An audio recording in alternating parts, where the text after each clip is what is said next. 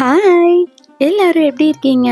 எல்லாரும் நிம்மதியா, சந்தோஷமா இருக்கணும் அப்படின்னு சொல்லி நான் கடவுள்ட்ட பிரார்த்தனை பண்ணிக்கிறேன். இன்னைக்கு நம்ம வீட்ல சிம்பிளா பண்ண வரலட்சுமி பூஜை தான் எந்த மாதிரி அப்படின்னு சொல்லி நான் உங்க கூட ஷேர் பண்ணிக்க போறேன். அதுக்கு முன்னாடி ஃபர்ஸ்ட் டைம் நம்ம வீடியோ பார்க்குறவங்களா இருந்தால் ப்ளீஸ் சப்ஸ்கிரைப் பண்ணிக்கோங்க. அப்படியே பக்கத்தில் இருக்கிற பெல் ஐக்கானையும் ப்ரெஸ் பண்ணிக்கோங்க.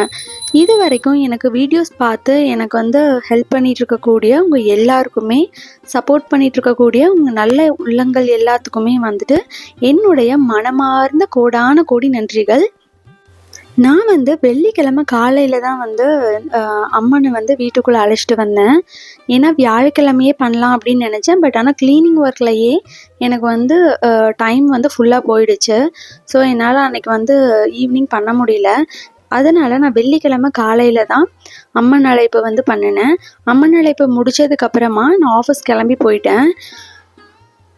அம்மாவை இந்த மாதிரி அலங்காரம் பண்ணி வீட்டுக்குள்ளே கொண்டு வச்சதுக்கப்புறம் பார்த்தீங்க அப்படின்னா பார்த்துட்டே இருக்கலான்னு இருந்துச்சு.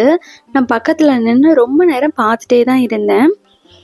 ஏதோ எனக்கு தெரிஞ்ச மாதிரி சிம்பிளாக தான் நான் அலங்காரம் பண்ணியிருக்கேன். இருந்தாலும் எனக்கு ரொம்ப சந்தோஷமாக இருந்துச்சு. இது வெள்ளிக்கிழமை ஈவினிங் நான் ஒர்க் முடிச்சு ரெஃப்ரெஷ் பண்ணிவிட்டு அதுக்கப்புறம் பூஜையை ஸ்டார்ட் பண்ணேன்.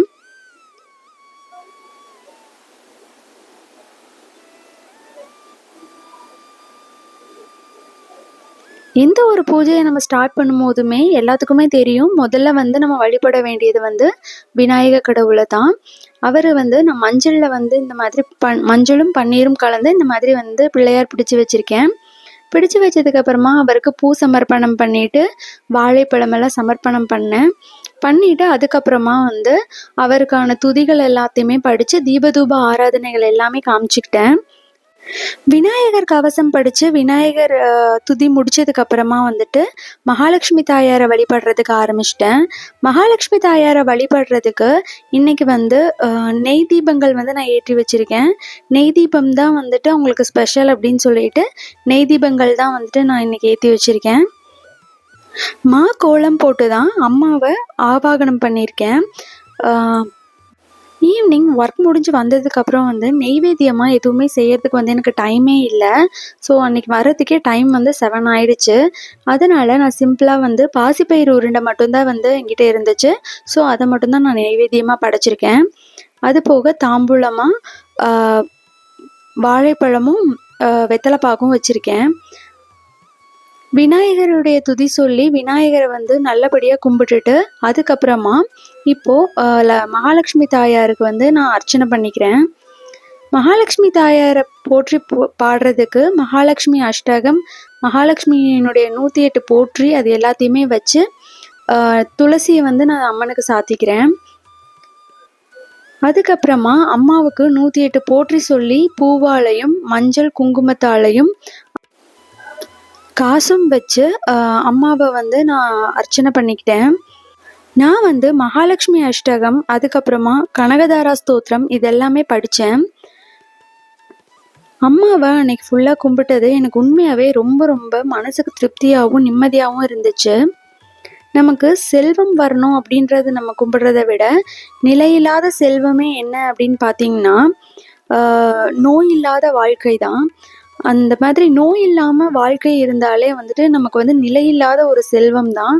அதை கொடுக்கணும் அப்படின்னு சொல்லி தான் நான் அம்மாவை வேண்டிக்கிட்டேன்.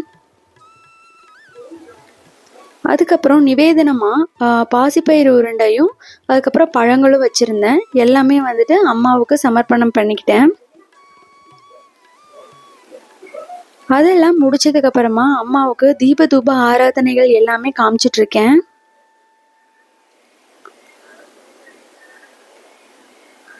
இந்த வீடியோஸ் பார்க்குற எல்லாத்துக்கும், இந்த உலகத்தில் இருக்கக்கூடிய மக்கள் எல்லாருக்குமே எல்லா வளங்களையும் அம்மா அருளணும் அப்படின்னு சொல்லி பிரார்த்தனை பண்ணிக்கலாம்.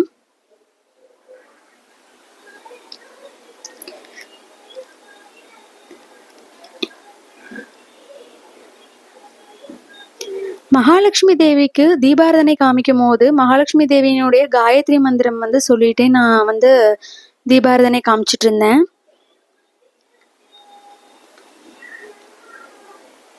முதல் மரியாதை எப்பவுமே அம்மாவுக்கு தான்.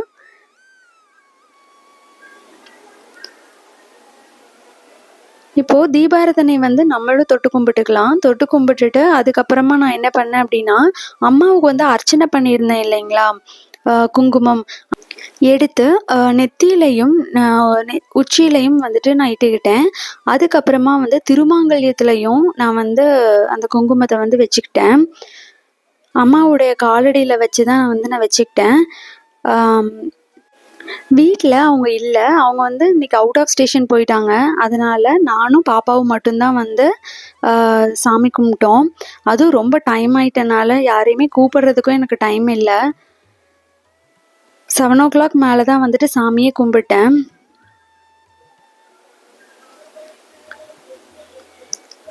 இன்னைக்கு பூஜைக்கு என் வீட்டில் அவங்க இல்லை அப்படிங்கிறது வந்துட்டு ரொம்பவே ஒரு மனசு வந்து கொஞ்சம் கஷ்டமாக இருந்தாலும் திருப்தியாக சாமி கும்பிட்டேன் அப்படின்றது வந்துட்டு ரொம்பவே சந்தோஷமாக இருந்துச்சு. எங்கள் பாப்பாவுக்கு வச்சு விடுறேன்.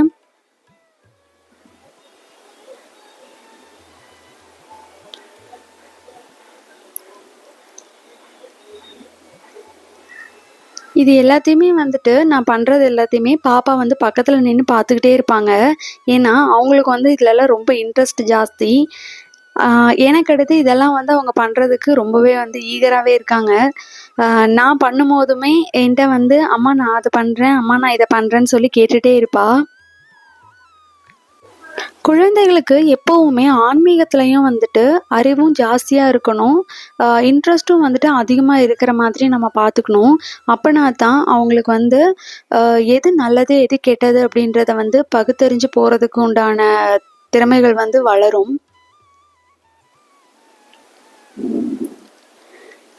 சுவாமிக்கு படைத்த நெய்வேத்திய பிரசாதங்கள் எல்லாமே வந்துட்டு சுவாமிக்கு படைச்சதுக்கு அப்புறமா சுவாமி கும்பிட்டு முடிச்சதுக்கப்புறம் அதை முதல்ல வந்து எங்கள் பாப்பா தான் வந்து சாப்பிட்டாங்க.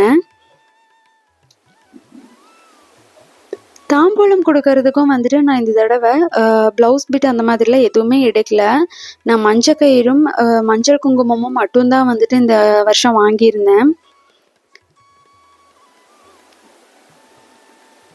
அது ஒரு 5 பேருக்கு மட்டும்தான் வாங்கியிருந்தேன். அந்த 5 பேருக்கு மட்டும்தான் தாம்பூலத்தோடு நான் கொடுத்தேன். அம்மாவுக்கு பூக்கள் மட்டும் சமர்ப்பணம் பண்ணதோட துளசியும் சமர்ப்பணம் பண்ணதுக்கப்புறம் தான் எனக்கு அம்மா வந்து அவங்க சிரிக்கிற மாதிரியே இருந்துச்சு. நான் வந்து பூ போட்டு பூஜை பண்ணிட்டு இருக்கும்போது பார்த்தீங்கன்னா, பூ எல்லாமே வந்துட்டு அம்மாவோட நெஞ்சில் நான் போடும்போது கீழே அவங்க மடிக்கு தான் வந்தது. ஆனால் மேலே இருக்கக்கூடிய அந்த துளசி மட்டும் கரெக்டாக அவங்களோட நெஞ்சிலே போய் நின்றுச்சு. எனக்கு அதை பார்க்கும்போது ரொம்பவே வந்து புல்லரிச்சுது. ஏன்னா தன் கணவருக்குரியது தான் அந்த துளசி அப்படிங்கும்போது தன் கணவரை வந்து நெஞ்சில் வச்சிருக்கிற மாதிரி நான் பூஜை முடிகிற வரைக்குமே அந்த துளசி துளியும் கூட நான் அதுக்கப்புறமும் நிறைய டைம் பூ போட்டேன். ஆனாலும் அந்த துளசி வந்து நகரவே இல்லை, அம்மாவோட நெஞ்சின் மேலேயே தான் நின்றுட்டு இருந்துச்சு. எனக்கு அதை பார்க்கும்போது ரொம்பவே ஒரு மாதிரி அழுகையே வந்துருச்சு. ரொம்ப சந்தோஷமா இருந்துச்சு. அம்மாவுக்கு அர்ச்சனை பண்ண காசை வந்து நான் அடுத்து கொஞ்சமாக எடுத்து அதை பீரோவில் வச்சுக்குவேன். மீதியை வந்து சுவாமியினுடைய ரேக்கில் குபேரர் வந்து வச்சிருப்பேன்.